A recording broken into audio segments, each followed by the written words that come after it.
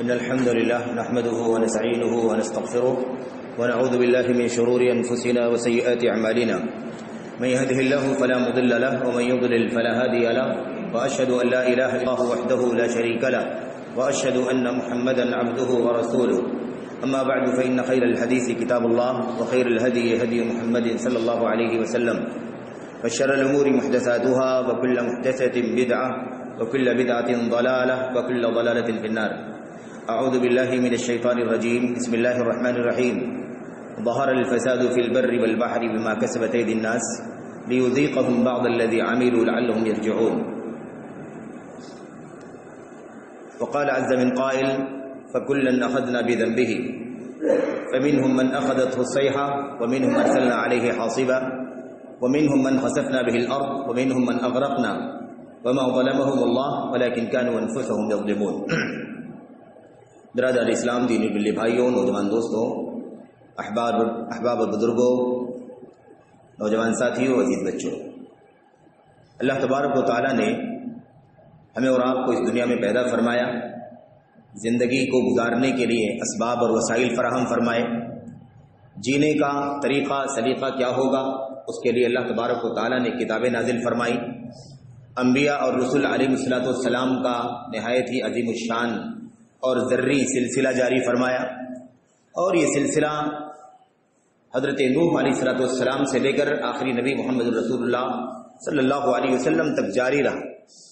اور انبیاء علیہ الصلوۃ والسلام اپنے اپنے دور میں، اپنے اپنے زمانوں میں اپنی قوموں کو، اپنی بستیوں کو اللہ تبارک و تعالیٰ کی مرضی، اللہ تبارک و تعالیٰ کے محبوب اور پسندیدہ چیزوں کی پہچان کراتے رہے، بتلاتے رہے اللہ تبارک و تعالیٰ کو کیا منظور ہے، اللہ عز و جل کو کون سی چیزیں خوش کرتی ہیں، راضی کرتی ہیں، اور کن چیزوں سے اللہ تبارک و تعالیٰ ناراض ہوتا ہے، غضبناک ہوتا ہے، کن چیزوں کی بنیاد پر اللہ تبارک و تعالیٰ نعمتوں سے نوازتا ہے.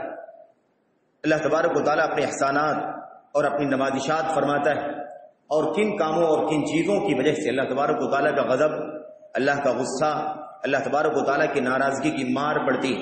یہ ساری باتیں انبیاء علیہ الصلوۃ والسلام نے اپنے اپنے دور میں اپنی اپنی قوموں کو، اپنی اپنی بستیوں کو اور اپنے مخاطبین کو سمجھایا ہے. اللہ تبارک و تعالیٰ نے حجت قائم کر دی ہے. کوئی ایسا عذر، ہیلا، بہانہ باقی نہیں رکھا ہے کہ جس کی بنیاد پر کل قیامت کے دن ہم اللہ کے سامنے کھڑے ہوں اور اللہ سے یہ کہہ سکے، اس کے یہ کہنے کی ہمیں جرت ہو سکے، ہمیں اس بات کی گنجائش ہو کہ اللہ تبارک و تعالیٰ ہمیں نہیں معلوم تھا کہ تیری مرضی کیا ہے، تجھے کیا پسند ہے، تو کن باتوں سے خوش ہوتا ہے اور کن باتوں سے تو ناراض ہوتا ہے. ہم یہ اللہ تبارک و تعالیٰ کے سامنے کل قیامت کے دن نہیں کہہ سکتے. اس لیے میرے بھائیوں، میرے بزرگوں، دراصل ہماری اور آپ کی اب ذمہ داری یہی ہے، قیامت تک کے آنے والے انسانوں کی ذمہ داری یہ ہے کہ وہ اللہ تبارک و تعالیٰ کی رضا، اللہ کی خوشنودی کو تلاش کریں، ڈھونڈیں کون سی چیزوں سے اللہ تبارک و تعالیٰ راضی ہوتا ہے، کن باتوں سے اللہ خوش ہوتا ہے. اور یہ تمام تر پہلوؤں میں ہونا چاہیے، ایمان سے لے کر کے اللہ تبارک و تعالیٰ کی توحید کے باب میں، ایمانیات کے دیگر جو ابواب ہیں ان تمام پہلوؤں میں، عبادات کے میدان میں کہ عبادات میں کون سی عبادت ہے جو اللہ تبارک و تعالیٰ کی کتاب اور نبی کی سنت کے اندر موجود ہیں، جن سے اللہ تبارک و تعالیٰ راضی اور خوش ہوگا، اور کون سی ایسی چیزیں ہیں جو عبادت کے نام پر اگر ہم نے کیا تو اللہ تبارک و تعالیٰ غضبناک ہوگا، ناراض ہوگا، اللہ تبارک و تعالیٰ اپنے عذاب کو دنیا میں ہمارے اوپر بھیج دے گا. ہمیں اس کی تلاش کرنی. یہی معاملہ تمام چیزوں میں ہونا چاہیے. مثال کے طور پر ہمارے جو معاملات ہیں، جس کو ہم اور آپ معاملات کے نام سے جانتے ہیں، خواہ اس کا تعلق مالی معاملات میں سے ہو یا اور دیگر جو سماجی معاشی معاملات ہیں ان سے تعلق ہو، ہمارے نکاح کیسے ہو، ہماری شادی بیاہ کا نظام کیا ہوگا، طلاق کا نظام کیا ہوگا، ہمارا کاروبار کیسا ہوگا، ہماری روزی روٹی کے حاصل کرنے کے لیے جو اسباب ہو سکتے ہیں اس میں کیا حلال ہے کیا حرام ہے، زندگی کے تمام تر پہلوؤں میں، سیاست میں ہمارا کیا نظام اللہ تبارک و تعالیٰ نے بتلایا ہے اللہ کی کتاب میں، نبی کی سنت میں، ہمیں اسی کی تلاش کرنی ہے، اسی کی جستجو کرنی ہے کہ صحیح کیا ہے، جس سے اللہ تبارک و تعالیٰ راضی ہو، اللہ تبارک و تعالیٰ خوش ہو، اور اس کے ذریعے سے اللہ تبارک و تعالیٰ اپنا فضل اور اپنا انعام ہمارے اوپر فرمائے اور ہم اللہ تبارک و تعالیٰ کی نوازشات سے، اس کے احسانات سے ہم الحمدللہ دنیا میں فائدہ اٹھائیں اور سکھ اور چین کی زندگی یہاں بھی جئیں اور مرنے کے بعد اللہ تبارک و تعالیٰ کی بے شمار نعمتوں سے مالا مال ہو جائیں۔ یہ ہر پہلو پر ایسے ہی میرے بھائیوں آگے ہم بڑھے تو ہمارے اخلاق کیسے ہونے چاہیے، ہمارے آداب کیسے ہونے چاہیے، ہمارا کھانا پینا کیسا ہونا چاہیے، ہمارا لباس اور پہناوا کیسا ہونا چاہیے، ہمارا وضع قطع، ہمارا چہرہ مہرہ، ہمارے معاملات، پھر حقوق کے جو مسائل ہیں، پڑوسیوں کے ساتھ حقوق، اساتذہ کے ساتھ حقوق، ماں باپ کے ساتھ حقوق، بڑوں کے ساتھ، سارے لوگوں کے ساتھ، غرض زندگی کے اندر جتنے بھی پہلو ہو سکتے ہیں زندگی گزارنے کے حوالے سے ہمارے سامنے آتے ہیں، ہم تمام پہلوؤں پر اللہ تبارک و تعالیٰ کی بندگی، اللہ کی عبادت سے لے کر اللہ کی توحید سے لے کر نبی کریم صلی اللہ علیہ وسلم کی سنت سے لے کر چھوٹے سے چھوٹے پہلوؤں تک تمام تر چیزوں میں اللہ تبارک و تعالیٰ کی رضا تلاش کریں، اللہ کی خوشنودی تلاش کریں، کوئی بھی قدم نہ اٹھائیں، کوئی بھی عمل حرکت نہ کریں، کوئی بھی ایکشن نہ لیں جب تک کہ ہم اس بات کی صحیح معلومات حاصل نہ کر لیں کہ یہ اللہ تبارک و تعالیٰ کی رضا ہے یا نہیں ہے، اس کام میں اللہ تبارک و تعالیٰ کی رضا، اللہ کی خوشنودی کا راستہ کیا ہے، اللہ تبارک و تعالیٰ کی غضب کا راستہ کیا ہے، جب تک ہم اس کی پہچان نہ کر لیں کوئی بھی ایکشن نہ کریں، کوئی بھی قدم نہ اٹھائیں، کوئی بھی کام نہ کریں۔ یہ ہماری اور آپ کی ذمہ داری ہے کیونکہ اللہ نے ہم پر حجت تمام کر دی ہے، ہم پر ہیلے بہانے عذر کے راستے بند کر دیے ہیں۔ اللہ تعالیٰ نے رسولوں کو بھیج کر کے یہ ہمیں بتلا دیا کہ ہم نے رسولوں کو بھیج دیا ہے تاکہ کل قیامت کے دن کوئی یہ نہ کہہ سکے کہ ہمیں نہیں معلوم پڑا، ہم نہیں جانتے تھے کہ اللہ تیری مرضی کا کام کیا ہے، تیری خوشنودی کا کام کیا ہے، تو کن باتوں سے راضی اور خوش ہوتا ہے۔ ہم نے جو مناسب سمجھا وہ کر ڈالا، ہم نے جو اچھا سمجھا وہ کر ڈالا، اب ہمیں پتہ چلتا ہے کہ یہ تیری رضا کا، تیری خوشنودی کا کام نہیں، یہ ہیرے بہانے کا کوئی راستہ باقی نہیں بچا ہے۔ اس لیے میرے بھائیوں آپ دیکھیں کہ جس کو ہم گناہ کے نام سے جانتے ہیں، جس کو ہم معصیت کہتے ہیں، جس کو ہم مخالفت کہتے ہیں، جس کو ہم اللہ تبارک و تعالیٰ کی نافرمانی کہتے ہیں، اس کے رسول صلی اللہ علیہ وسلم کی نافرمانی کہتے ہیں، یہی وہ چیز ہے جس کی وجہ سے ہم اللہ تبارک و تعالیٰ کے عذاب سے دوچار ہوتے ہیں، کیونکہ ہم اللہ تبارک و تعالیٰ کے حکم، اس کی تعلیمات، اس کے فرامین، اس کی ہدایات، اس کی کتاب، اس کے نبی صلی اللہ علیہ وسلم کی سنت و سیرت کے مطابق زندگی گزارنے میں ہم کوتاہیاں کرتے ہیں، ہماری زندگیوں میں کوتاہیاں پائی جاتی، کمیاں پائی جاتی، ہم بہت ساری چیزوں میں اللہ تبارک و تعالیٰ کے احکامات کی مخالفت کرتے ہیں، جرات کرتے ہیں، اسی وجہ سے اللہ تبارک و تعالیٰ ہمیں مختلف قسم کے عذاب سے دوچار کرتا ہے۔ یہ تو اللہ تبارک و تعالیٰ کی ہمارے اوپر اس کے باوجود بھی رحمت ہے کہ ہمیں کسی ایک ایسے بڑے عذاب میں مبتلا کر کے ہماری اول سے لے کر کے ہماری آخر تک سب کو تباہ نہیں فرماتا، بلکہ چھوٹے چھوٹے عذاب بھیجتا ہے تاکہ ہم بیدار ہو جائیں، تاکہ ہم جاگ جائیں، تاکہ ہم ہوش میں آ جائیں، تاکہ ہم اللہ تبارک و تعالیٰ کی طرف پلٹیں۔ اللہ فرماتا ہے قرآن کریم کے اندر ظہر الفساد فی البر والبحر بما کسبت ایدی الناس، زمین کے اندر، دنیا کے اندر دو ہی قسم کی سرزمین ہے، یا تو وہ خشکی ہے اور یا تو وہ ستری ہے، سمندر ہے، بحر و بر کے سوا کوئی تیسری تقسیم نہیں ہے۔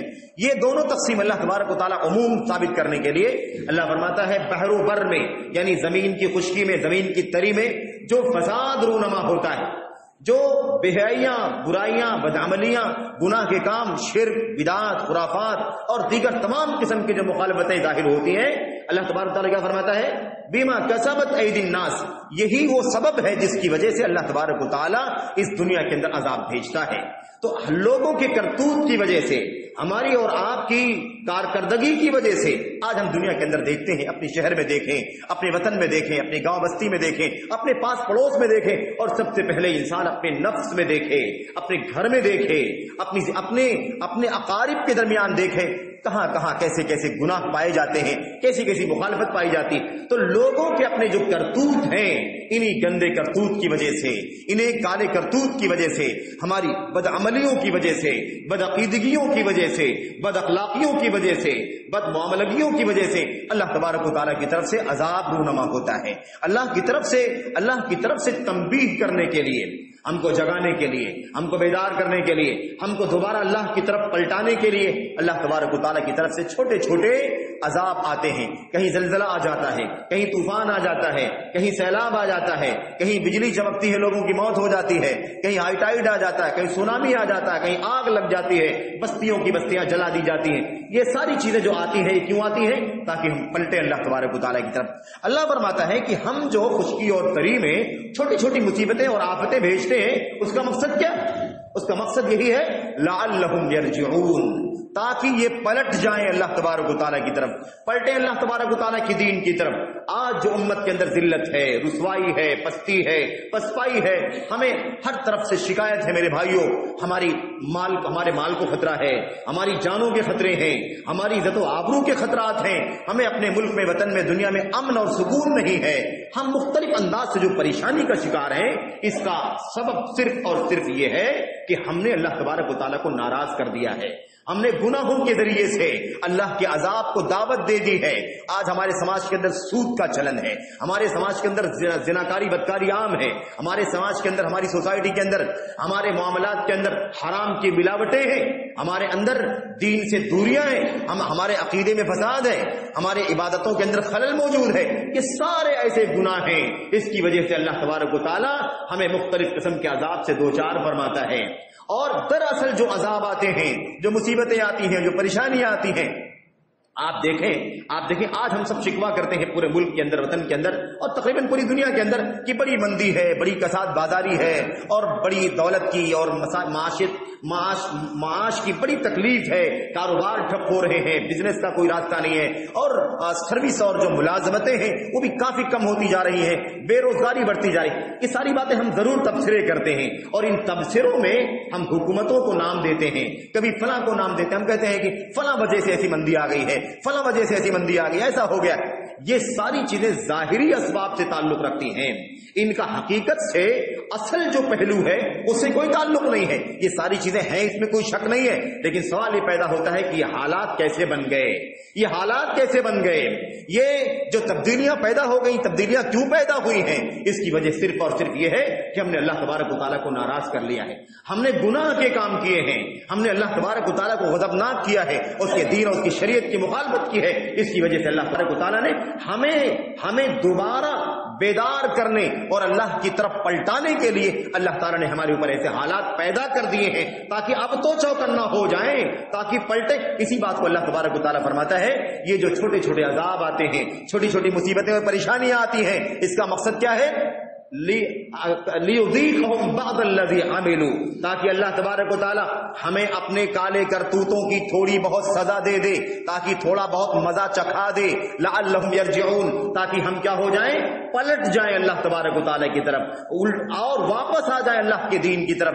ہم ناراضی کو چھوڑ کر کے اللہ کی خوشنودی کے کام کرنے والے بن جائیں، مخالفتیں چھوڑ کر کے، گناہوں کے کام چھوڑ کر کے اللہ تبارک و تعالی کی رضا اور خوشنودی کے کام کرنے والے بن جائیں. تو یہ اصل میں بنیادی مقصد ہے میرے بھائیوں. اس لیے ہمیں چاہیے کہ ہم ان حالات کو ٹیکنیکل طور پر نہ دیکھیں، بلکہ اس حیثیت سے دیکھیں کہ ہم مسلمان ہیں، ہم مومن ہیں، ہم اللہ کی توحید کے ماننے والے ہیں، محمد رسول اللہ صلی اللہ علیہ وسلم کی سنت کے ماننے والے ہیں. ہمیں مرنا ہے، اللہ تبارک و تعالیٰ کے سامنے حساب و کتاب کے لیے کھڑا ہونا ہے، جنت یا جہنم کے فیصلے ہونے. تو ہماری جو سوچ ہونی چاہیے ایسے حالات میں، وہ مومنانہ سوچ ہونی چاہیے. مومن کی طرح سے ہم سوچیں، ہم ٹیکنیکل نہ سوچیں، دنیا دارانہ نہ سوچیں کہ حالات ایسے ہو گئے اور عالمی منڈی میں کساد بازاری آ گئی اور حکومت بدل گئی اور یہ ہو گیا وہ ہو گیا. یہ ساری چیزیں نہ سوچیں، بلکہ ہم یہ سوچیں کہ یہ سب کچھ اللہ کی طرف سے ہوا ہے. اللہ نے یہ درگت ہماری کیوں بنائی ہے، ہماری حالت ایسی کیوں کر دی ہے، ہمیں کساد بازاری اور مندی میں کیوں ڈال دیا ہے، ہماری معاش کو تباہ کیوں کر دیا اللہ تبارک و تعالیٰ نے. اصل میں ہمیں یہ سوچنے کی ضرورت ہے، یہ ہماری ذمہ داری ہے. ان اللہ لا یغیر ما بقوم حتى یغیروا ما بانفسهم. اللہ تبارک و تعالیٰ ہمارے اچھے حالات کو برے حالات سے اسی وقت تبدیل کرتا ہے جب ہم خود اپنے حالات کو تبدیل کر لیتے ہیں. اللہ تبارک و تعالیٰ کی سنت جاریہ ہے، اللہ کی سنت کونیہ ہے کہ جب تک بندے اللہ تبارک و تعالیٰ کی رضا کے راستوں پر چلتے ہیں، اللہ کی خوشنودی کے راستے پر چلتے ہیں، اللہ تبارک و تعالیٰ ان پر اپنی نعمتوں کی برکھا برساتا ہے، اپنی رحمتیں نازل فرماتا ہے. قرآن کریم کی آیات بھری پڑی ہیں. اللہ تبارک و تعالیٰ نے اس بات کو سمجھایا ہے کہ جب تک بستی والے وَلَوْ أَنَّ أَهْلَ الْقُرَىٰ آمَنُوا وَاتَّقَوْا لَفَتَحْنَا عَلَيْهِمْ بَرَكَاتٍ مِّنَ السَّمَاءِ وَالْأَرْضِ، اگر بستیوں والے، اگر دنیا والے، اگر دنیا کی ممالک اور دنیا کی بستیوں کے لوگ اتقوا، آمنوا واتقوا، اگر یہ سچے ایمان والے رہیں گے، اللہ تبارک و تعالیٰ کا تقوی اختیار کرتے رہیں گے، لفتحنا علیہم برکات من السماء والارض، تو ہم یقیناً ان کے اوپر آسمانوں سے زمینوں سے برکتوں کے دہانے کھول دیں گے، برکتوں کی برکھا برسائیں گے۔ یہ ایمان ہونا چاہیے، تقوی ہونا چاہیے۔ ہم نے ایمان میں بھی کوتاہی کر ڈالی ہے، ہمارے ایمان میں خلل ہے، شرک اور بدعت کی بھرمار ہوتی جا رہی ہے، خرافات کی بھرمار ہوتی جا رہی ہے۔ اور تقوی کی جہاں تک بات ہے تو آپ دیکھیے زندگی کا کون سا ایسا کام ہے جس میں ہم گناہ نہیں کرتے، مخالفت نہیں کرتے، ہم گناہوں کے کام سے اپنے کاموں کو لطمت نہیں کرتے، کوئی کام ایسا آپ کو نہیں ملے گا۔ تو اصل میں یہ ہے مسئلہ میرے بھائیوں کہ اگر ہم اچھے ہوں گے تو اللہ کی رحمتوں کی برکھا ہوگی، اگر ہم مومن ہوں گے، متقی پرہیزگار ہوں گے، اللہ تبارک و تعالیٰ سے ڈرنے والے ہوں گے، اللہ کی رضا اور خوشنودی کے کام کرنے والے ہوں گے، تو اللہ تبارک و تعالیٰ کی طرف سے رحمتوں کی برکتوں کی برکھا برسے گی۔ اور اگر ہم اللہ تبارک و تعالیٰ کو ناراض کر دیں گے تو یاد رکھو اللہ تبارک و تعالیٰ کا عذاب آ کے رہے گا، اللہ کا عذاب آئے گا، ہمیں چکھایا جائے گا، ہمیں مختلف قسم کی آزمائشوں سے دوچار کیا جائے گا۔ اور اگر ہم نہیں سدھریں گے تو اللہ نہیں سدھریں گے، اپنی نہیں اصلاح کریں گے تو کل قیامت کے دن ہمارا ابدی ٹھکانہ جہنم کے اندر جلنے کا ہوگا۔ اور اگر سچے ایمان کے ساتھ اگر ہوں گے تو کل اللہ تبارک و تعالیٰ ایک عرصے کے بعد نکال دے گا جہنم سے، اور جنت کا مکین بنا دے گا، ورنہ ابدی طور پر ٹھکانہ جن کا ایمان و عقیدہ درست نہیں ہوگا، بغیر توبہ کے دنیا سے جائیں گے، ان کا ابدی ٹھکانہ جہنم ہو جائے گا۔ میرے بھائیوں، اللہ تبارک و تعالیٰ نے قرآن کریم کے اندر ایک بہت ہی جامع انداز میں اس کا نقشہ کھینچا ہے۔ اللہ تبارک و تعالیٰ فرماتا ہے فَكُلًّا أَخَذْنَا بِذَنبِهِ، کئی ایک نبیوں کا تذکرہ، کئی ایک نبیوں کے قوموں کا تذکرہ، ان کی بستیوں کا، ان کی امتوں کا تذکرہ کرتے ہوئے اللہ تبارک و تعالیٰ فرماتا ہے وَكُلًّا أَخَذْنَا بِذَنبِهِ، ہم نے ہر ایک قوم کو، ہر ایک بستی کو اس کے گناہوں کی وجہ سے پکڑا۔ ہر بستی کو، ہر قوم کے لوگوں کو ہم نے جو عذاب میں مبتلا کیا، ہم نے جو آزمائشوں میں ڈالا، ہم نے جو فتنوں کی نظر کر دیا، ہم نے جو آفتوں کے حوالے کر دیا، وہ کیوں کیا؟ بِذَنبِهِ، اس کے گناہوں کی وجہ سے۔ ہر بستی کو گناہوں کی وجہ سے پکڑا۔ اللہ تبارک و تعالیٰ مثال دیتے ہوئے فرماتا ہے فَمِنْهُمْ مَنْ أَرْسَلْنَا عَلَيْهِ حَاصِبًا، کسی بستی پر ہم نے آسمان سے پتھروں کی برکھا برسا دی۔ وَمِنْهُمْ مَنْ أَخَذَتْهُ الصَّيْحَةُ، اور کسی قوم کے اوپر اللہ تبارک و تعالیٰ کی طرف سے آسمان سے زوردار آواز آئی، چیخ آئی، اور اس کی وجہ سے لوگوں کے کان پھٹ گئے، لوگوں کے کلیجے پھٹ گئے، اور لوگوں کے سینے چاک ہو گئے، اور اپنی جگہوں پر لوگ مر گئے۔ اللہ فرماتا ہے وَمِنْهُمْ مَنْ خَسَفْنَا بِهِ الْأَرْضِ، اور ہم نے کسی کے ساتھ یہ سلوک کیا اس کے گناہوں کی وجہ سے کہ ہم نے اسے زمین میں دھنسا دیا، ہم نے اسے زمین میں دھنسا دیا۔ قارون کو جانتے ہیں، قارون کی حرکتوں کو جانتے ہیں، قارون کے خزانے اور اس کی دولت کو جانتے ہیں کہ اللہ تبارک و تعالیٰ نے اسے کتنی دولت سے نوازا تھا۔ اللہ تبارک و تعالیٰ نے اس کا بھی نقشہ کھینچا ہے، یہ موقع نہیں ہے اس کا میرے بھائیوں۔ تو کہنے کا مطلب یہ ہے قوم عاد کی بستی، قوم سمود کی بستی، اور ایسے ہی یہ قارون، اور اس کے بعد اللہ نے آخر فرعون کا تذکرہ فرمایا وَمِنْهُمْ مَنْ أَغْرَقْنَا، اور کسی بستی کے ساتھ، کچھ لوگوں کے ساتھ ہم نے یہ سلوک بھی کیا کہ ہم نے انہیں طوفانوں میں غرق کر دیا، ہم نے سمندر میں ڈبا دیا۔ یہ چار بستیوں کا تذکرہ اللہ تبارک و تعالیٰ نے فرمایا، قوم عاد، قوم سمود، عاد حضرت ہود علیہ الصلوۃ والسلام، سمود حضرت صالح علیہ الصلوۃ والسلام کی بستی، اور یہ بڑی بڑی قوموں کا تذکرہ اللہ نے فرمایا، ورنہ بہت ساری بستیاں ہیں۔ اللہ فرماتا ہے اور ایک کون تھا؟ قارون تھا، جس کے پاس بے پناہ دولت کے خزانے تھے، اس کی کنجیاں اتنی زیادہ تھی اس کے خزانوں کی کہ اونٹوں پر لاد کر کے لے جائی جاتی تھی، اونٹوں کا ایک ریوڑ اس کی کنجیوں کو لاد کر کے لے جاتا تھا، اور وہ بھی اونٹ جو تھے، ریوڑ جو تھا اونٹوں کا، وہ بھی کنجیوں کے بوجھ سے گرانبار ہو جایا کرتے تھے، برداشت سے باہر ہوتا تھا ان کے، اس قدر خزانہ اللہ تبارک و تعالیٰ نے اس کو نوازا تھا۔ اللہ نے اس کا تذکرہ فرمایا کہ اس کو بھی ہم نے گناہوں کی وجہ سے زمین میں دھنسا دیا۔ اور فرعون کے بارے میں اللہ نے کیا فرمایا؟ اللہ نے فرمایا ہم نے کسی کو سمندر کے طوفانوں میں غرقاب کر دیا، اور فرعون کی ساری داستان ہم سب جانتے ہیں۔ چار بستیوں کا تذکرہ فرمایا۔ آگے اللہ تبارک و تعالیٰ فرماتا ہے وَمَا ظَلَمَهُمُ اللَّهُ، یاد رکھو ان ساری بستیوں کے ساتھ جو سلوک ہوا ہے، جو ان پر آفتیں، مصیبتیں اور عذاب کی شکلیں آئی ہیں، یاد رکھو کہ اللہ تبارک و تعالیٰ نے ان کے اوپر ظلم نہیں کیا ہے۔ یہ ظلم نہیں کیا اللہ تبارک و تعالیٰ نے، ان پر آسمان سے پتھروں کی بارش ہو گئی، ان کے اوپر تیز آواز آ گئی, ان کو زمین میں دھسا دیا گیا, کسی کو زمین میں, کسی کو سمندر میں ڈبا دیا گیا. یہ سارے عذاب کی جو شکلیں تم دیکھتے ہو, یاد رکھو کہ اللہ تبارک و تعالیٰ نے ان کے اوپر ظلم نہیں کیا ہے, بلکہ یہ سراپا عین انصاف ہے. انصاف ہے اللہ تبارک و تعالیٰ کا, عادل ہے. کیوں اللہ نے کیا ہے؟ اللہ فرماتا ہے وَلَكِنْ كَانُوا أَنفُسَهُمْ يَظْلِمُونَ, دراصل یہ لوگ خود ہی اپنی ذات پر ظلم کرنے والے تھے. انہوں نے گناہ کیا اور گناہ کرنے کی وجہ سے خود اپنے آپ پر ظلم کیا, اس کی سزا ان کو مل رہی ہے کہ اللہ تبارک و تعالیٰ نے ان کو عذاب میں ڈبا دیا. میرے بھائیوں, میرے بزرگوں, اور آپ دیکھتے چلے جائیں گے, حضرت نوح علیہ السلام سے شروع کریں, جن قوموں کا, جن نبیوں کا تذکرہ اللہ تبارک و تعالیٰ نے قرآن کریم میں کیا ہے, ذرا سا پڑھتے چلے جائیں, آپ کو اندازہ ہوگا کہ آخر کیوں لوگوں کے ساتھ یہ سلوک کیا گیا. ہم اور پہلے جاتے ہیں, ہمارے اور آپ کے بابا حضرت آدم علیہ السلام, ان کو جنت سے نکلنے کا سبب کیا تھا؟ گناہ ہی تھا. گناہ کے سوا کوئی سبب نہیں تھا. اللہ تبارک و تعالیٰ نے کیا فرمایا؟ اگر بخشش مانگنی ہے, اللہ سے دعا کرنی ہے, تو کہو ربنا ظلمنا انفسنا وان لم تغفر لنا وترحمنا لنكونن من الخاسرین. ظلم کیا ہے ہم نے اپنے اوپر. تو آدم علیہ السلام کو جنت کی نعمتوں سے باہر نکالنے کا سبب کیا تھا؟ گناہ تھا.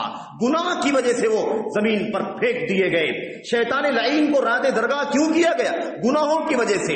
قوم نوح پر عذاب کیوں آیا طوفان کا؟ میرے بھائیوں, گناہوں کی وجہ سے. قوم عاد کے اوپر عذاب کیوں آیا؟ گناہوں کی وجہ سے. قوم سمود پر عذاب کیوں آیا؟ گناہوں کی وجہ سے.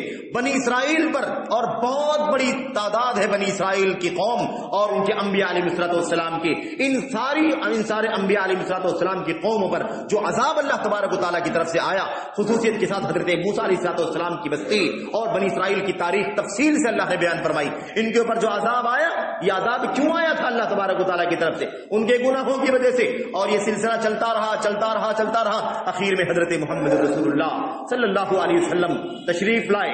آپ کی امت قیامت تک کے لیے امت ہے. ہم سب بھی آج 1441ویں سال ہجرت کے, ہم بھی آپ کی امت کے افراد ہیں. میرے بھائیوں, آج اس امت کے اوپر جو عذاب کی شکلیں ہیں, جو مصیبتیں ہیں, جو آفتیں ہیں, جو بلائیں اور پریشانیاں ہیں, سب کس وجہ سے ہیں؟ ہمارے اور آپ کے گناہوں کی وجہ سے ہیں. گناہوں کی وجہ سے, اور کوئی سبب نہیں ہے. میرے بھائیوں, یاد رکھو, کسی ٹیکنیکل بات کرنے کی ضرورت نہیں ہے. کسی قسم کے ٹیکنیکل تبصرے کرنے کا کوئی فائدہ نہیں ہے, کیونکہ ہم ایمان والے ہیں. ہماری سوچ مومنانہ ہونی چاہیے. ہماری درگت یہ کیوں ہوئی ہے؟ ہمارا یہ انداز کیوں ہو گیا ہے؟ ہماری حالت یہ بدتر کیوں ہو گئی ہے اور دن بدن بدتر کیوں ہوتی جا رہی ہے؟ اس کی وجہ کیا, اس کا سبب کیا ہے؟ ہم گنہگار ہیں, ہم بدعمل ہیں. ہمارے ایمان میں, ہمارے عمل میں, ہماری عبادات میں, ہمارے معاملات میں, ہمارے اخلاق میں ہر طرح سے خلل اور کوتاہی پائی جا رہی ہے. اسی وجہ سے اللہ تبارک و تعالیٰ ہمیں مختلف قسم کی آزمائشوں میں ڈال رہا ہے تاکہ ہم پلٹیں. اللہ کے نبی صلی اللہ علیہ وسلم نے بہت ساری حدیثوں میں بھی اس کی وضاحت فرمائی ہے. اللہ کے نبی نے فرمایا اذا تبایعتم بالعینہ, ایک میں حدیث آپ کے سامنے پیش کرتا ہوں. اذا تبایعتم بالعینہ, جب تم لوگ اینے کا کاروبار کرو گے. وقت نہیں ہے, اینا کا کاروبار ایک سودی کاروبار ہے. ایک سودی کاروبار کی ایک شکل ہے جس کو اینے کا کاروبار کہا جاتا ہے. بیع العینہ, اینے کا لین دین, اینے کا کاروبار. جب تک تم اینے کا کاروبار کرو گے, اذا تبایعتم بالعین واخذتم اذناب البقر, اور تم اپنے جانوروں کی دمیں پکڑے رہو گے.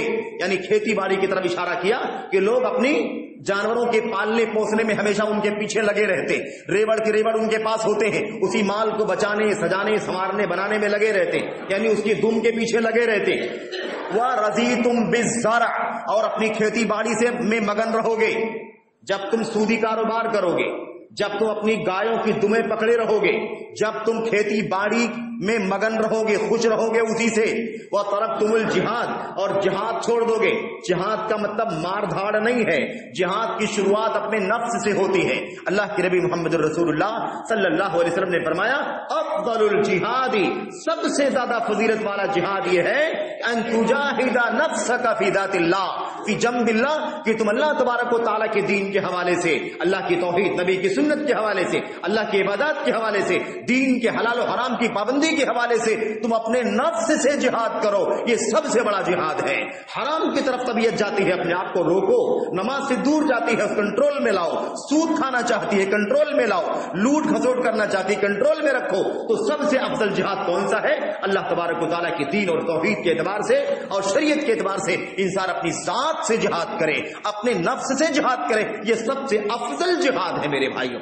آج لوگوں نے ہمارے نوجوانوں کو ورغلا کر کے اس فتنے میں ڈال دیا ہے کہ جہاد کا معنی دنگا کرنا ہے، جہاد کا معنی فساد پھیلانا ہے، اس کو مارو یہ جہاد نہیں ہے، یہ دنگا ہے، یہ آتنک ہے، یہ فساد ہے، اس کا جہاد سے کوئی لینا دینا نہیں ہے میرے بھائیوں۔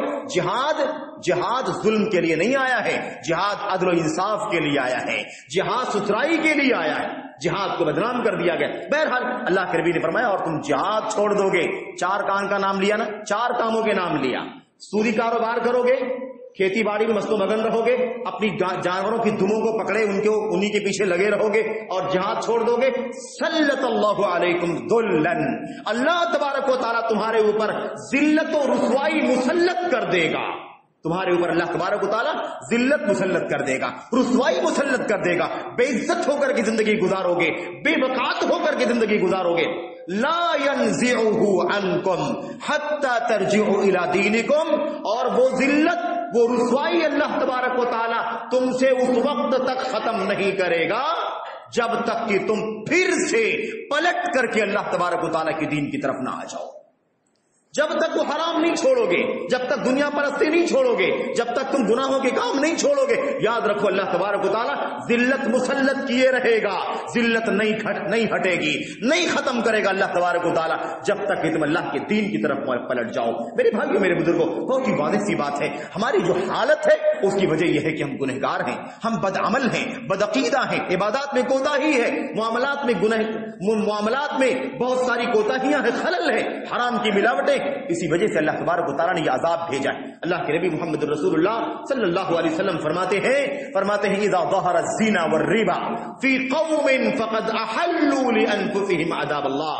اللہ کے نبی نے فرمایا جب کسی قوم کے لوگ کسی بستی کے لوگ کسی بستی کے لوگوں کے یہاں جب زناکاری ظاہر ہونے لگے، یعنی زناکاری بدکاری کا چلن ہونے لگے اور سود خوری کا چلن عام ہونے لگے، تو فقد احلوا بانفسهم عذاب اللہ، تو سمجھ لو کہ اس بستی کے لوگوں نے اپنے اوپر اللہ کے عذاب کو دعوت دے دیا ہے، یعنی گویا کہ بلا رہے ہیں اللہ کے عذاب کو۔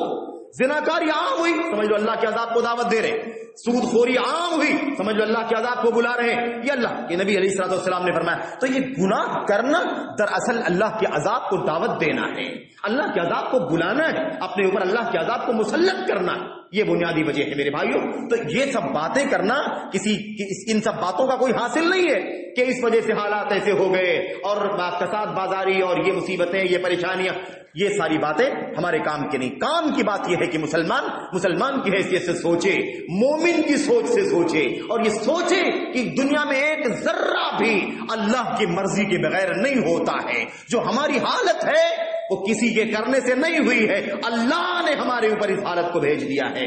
ہمیں اگر اللہ نے گناہوں کی وجہ سے یہ حالت بنائی ہے تو بھلا بتاؤ کہ کیا ٹیکنیکل راستے سے اس کا علاج ہو سکتا ہے؟ ٹیکنیکل راستے سے اس کا علاج نہیں ہو سکتا ہے، کیونکہ یہ بیماری نہیں ہے کہ علاج کریں، بلکہ یہ عذاب ہے جس کو دور کرنے کی ضرورت ہے۔ اور اس کا مقصد کیا ہے، اس کا طریقہ کیا ہے؟ اس کا طریقہ یہ کہ اپنے رب سبحانہ و تعالیٰ کو راضی کر لیا جائے، پلٹ جائے اللہ کے دین کی طرف، پلٹ جائیں اللہ کی سچی توحید کی طرف، پلٹے اللہ تبارک و تعالیٰ اور نبی کریم صلی اللہ علیہ وسلم کی تعلیمات کی طرف، نبی علیہ الصلوۃ والسلام کی سنت کی طرف پلٹیں، اپنی زندگی کو تبدیل کریں، اپنی زندگی میں کایا پلٹ کریں، اچھائیوں کی طرف آئیں، زندگی کے ہر پہلو میں اپنے آپ کو اللہ کے دین سے وابستہ کر لیں میرے بھائیوں، یہ ہماری ذمہ داری بنتی ہے۔ تو اللہ کے نبی علیہ الصلوۃ والسلام کی بہت ساری حدیثیں اس حوالے سے، ایک حدیث اور پیش کرتا ہوں جلدی اگر ممکن ہو تو میرے بھائیوں، ایک بہت ہی پیاری حدیث ہے، میں تذکرہ کر دیتا ہوں۔ اللہ کے نبی نے فرمایا 5 قسم کی مصیبتیں ایسی ہیں جن مصیبتوں میں اللہ تمہیں پڑنے سے بچائے۔ اللہ کے نبی کہتے ہیں اے مہاجروں کی جماعت، 5 مصیبتیں ایسی ہیں، میں اللہ سے پناہ مانگتا ہوں کہ اللہ تمہیں ان 5 مصیبتوں میں مبتلا کرے۔ وہ 5 مصیبتیں کیا ہیں؟ یہ 5 مصیبتیں کیا ہیں اور ان 5 مصیبتوں کا سبب کیا ہے؟ مصیبتیں آتی کیوں؟ یہ دونوں باتیں محمد رسول اللہ صلی اللہ علیہ وسلم نے ہم کو بتا دی ہیں۔ فرماتے ہیں نبی کریم صلی اللہ علیہ وسلم فرماتے ہیں، میں ترجمہ کر دیتا ہوں صرف تاکہ وقت زیادہ نہ ہے۔ پہلی بات اللہ کے نبی نے فرمائی، جب کسی قوم کے اندر زناکاری، بدکاری، فحاشی عام ہو جاتی ہے، اتنی عام ہو جاتی ہے کہ لوگ کھلا زناکاری بدکاری کرنا شروع کر دیتے ہیں، اللہ تبارک و تعالیٰ اس قوم پر عذاب بھیجتا ہے۔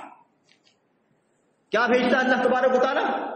الفاحشہ فی قوم حتی یعلنوا بها الا فشا فیہم الطاعون. نمبر 1 طاعون کی بیماری آتی ہے. طاعون کی بیماری آتی ہے, عام کر دیتا ہے اللہ تبارک و تعالیٰ بستی کے اندر. والاوجاع التي لم تكن مضت في اسلافهم الذين مضوا, اور ایسی جان لینے والی بیماریاں اللہ تبارک و تعالیٰ ڈال دیتا ہے جن بیماریوں کی مثالیں پچھلی قوموں میں کبھی سننے میں نہیں آئی تھی. عذاب خود کی فحاشی کی وجہ سے, فحاشی بے حیائی, زناکاری, بدکاری, فحاشی کی وجہ سے اللہ تعالیٰ طاعون بھیجتا ہے اور ایسی بیماریاں بھیجتا ہے جس کی مثال پچھلی امتوں میں کبھی بھی دیکھنے سننے میں نہیں آئی. آج دیکھ لو, یہ حدیث نبی کریم صلی اللہ علیہ وسلم کی ابن ماجہ کی صحیح روایت ہے.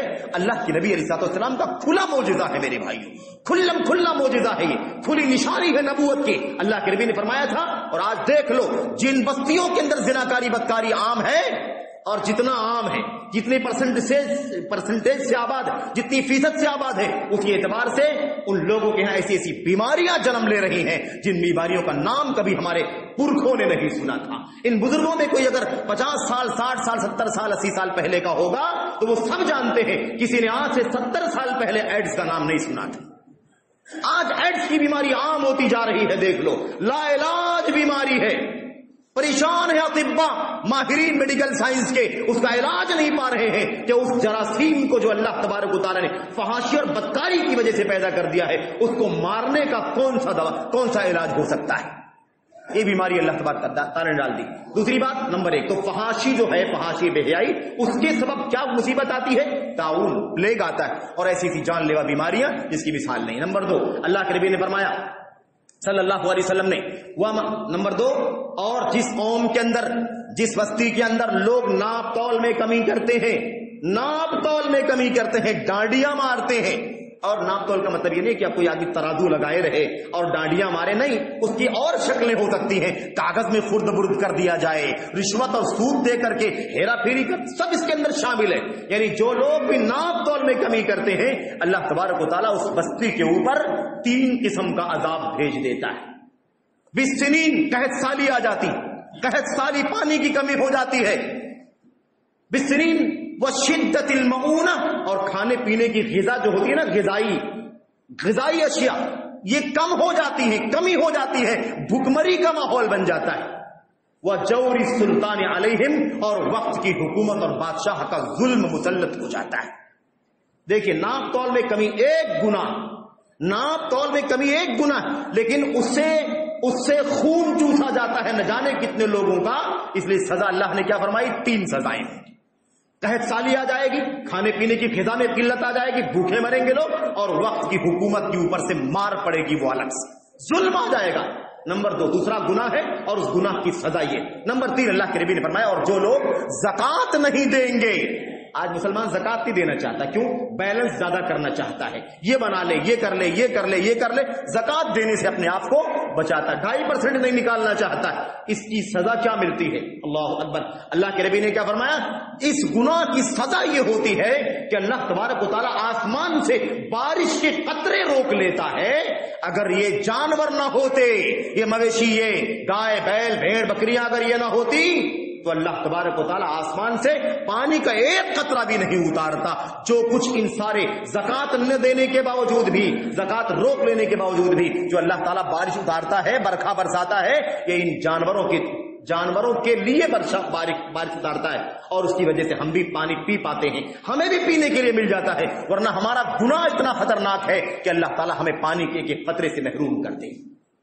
میرے بھائی, نمبر 3. نمبر 4 اور آخری بات ہے, نمبر 4 اللہ کے نبی نے فرمایا صلی اللہ علیہ وسلم نے, اور جو لوگ بھی اللہ تبارک و تعالیٰ اور اس کے رسول صلی اللہ علیہ وسلم سے کیے ہوئے معاہدے کو توڑ دیتے, جو قوم, جو بستی اللہ اور اس کے رسول سے کیے ہوئے معاہدے کو توڑ دیتی ہے, اللہ تبارک و تعالیٰ اس بستی کے اوپر باہر کا دشمن مسلط کر دیتا ہے, اور وہ باہر کا دشمن مسلمانوں کی بہت ساری پراپرٹی کو ہڑپ کر جاتے ہیں. یہ چوتھا گناہ ہے اور اس کی سزا ہے. موقع نہیں ہے، وقت نہیں ہے. اور پانچویں اور آخری بات ہے، اللہ کے نبی نے فرمایا اور غور کرنے کی بات ہے، وَمَا لَمْ تَحْكُمْ أَئِمَّتُهُمْ بِكِتَابِ اللَّهِ. جس کسی مسلمانوں کی جس بستی میں، جس ملک میں، جس علاقے میں، جہاں کے بھی مسلمانوں کے امام، مسلمانوں کے مفتی، مسلمانوں کے قاضی، مسلمانوں کے علماء اللہ تبارک و تعالیٰ کی کتاب اور نبی کی سنت کے مطابق فیصلہ نہیں کرتے ہیں، مسلمانوں کے عمراء، علماء، فقہاء، مفتیان جب اللہ کی کتاب اور نبی کی سنت کے مطابق فیصلہ نہیں کرتے ہیں، اللہ تبارک و تعالیٰ کیا سزا دیتا ہے؟ جعل اللہ بأسہم بینہم، تو اللہ تبارک و تعالیٰ ان کی لڑائی آپس میں کر دیتا ہے، یعنی انہیں آپس میں لڑا دیتا ہے. ایک کلمہ، ایک نبی، ایک قبلہ، ایک کتاب، سب ایک ہونے کے باوجود، مسلمان کہلائے جانے کے باوجود آپس میں لڑتے بھڑتے اور مرتے اور کٹتے رہتے ہیں. یہ اللہ تبارک و تعالیٰ کی طرف سے عذاب آتا ہے. تو یہ گناہ کی 5 شکلیں ہیں اور ان کی سزائیں اللہ کے نبی محمد رسول اللہ صلی اللہ علیہ وسلم نے بیان فرمائی ہے. میرے بھائیو، اللہ سے دعا کرتے ہیں کہ اللہ تبارک و تعالیٰ ہمیں اپنے حالات کو اگر بدلنا ہے تو ہمیں اپنی حالت بدلنے کی توفیق عطا فرمائے، ہمیں نیک عمل کرنے کی توفیق عطا فرمائے، عقیدے کی اصلاح کرنے کی توفیق عطا فرمائے، عبادات کی پابندی کرنے کی توفیق عطا فرمائے، اپنے معاملات کی اصلاح کرنے، حلال پر اکتفا کرنے کی توفیق عطا فرمائے، حرام سے، گناہوں سے، معصیت سے، مخالفتوں سے اللہ تبارک و تعالیٰ بچنے کی توفیق عطا فرمائے. اللہ تبارک و تعالیٰ ہمارے اوپر اپنی رحمت کی برکھا برسائے، ہمیں اللہ تبارک و تعالیٰ اپنی غضب سے، اپنے غیظ و غضب سے، اپنی ناراضگی سے بچنے کی توفیق عطا فرمائے. آمین رب العالمین. وصلی اللہ وسلم وبارک علی نبینا محمد وعلی آلہ وصحبہ اجمعین. السلام علیکم ورحمۃ اللہ. الحمد لله نحمده ونستعينه ونستغفره. اللهم صل وسلم وبارك على عبدك ورسولك نبينا محمد. اللهم صل على محمد وعلى ال محمد كما صليت على ابراهيم وعلى ال ابراهيم انك حميد مجيد. اللهم بارك على محمد وعلى ال محمد كما باركت على ابراهيم وعلى ال ابراهيم في العالمين انك حميد مجيد. سبحان ربك رب العزة عما يصفون والسلام على المرسلين والحمد لله.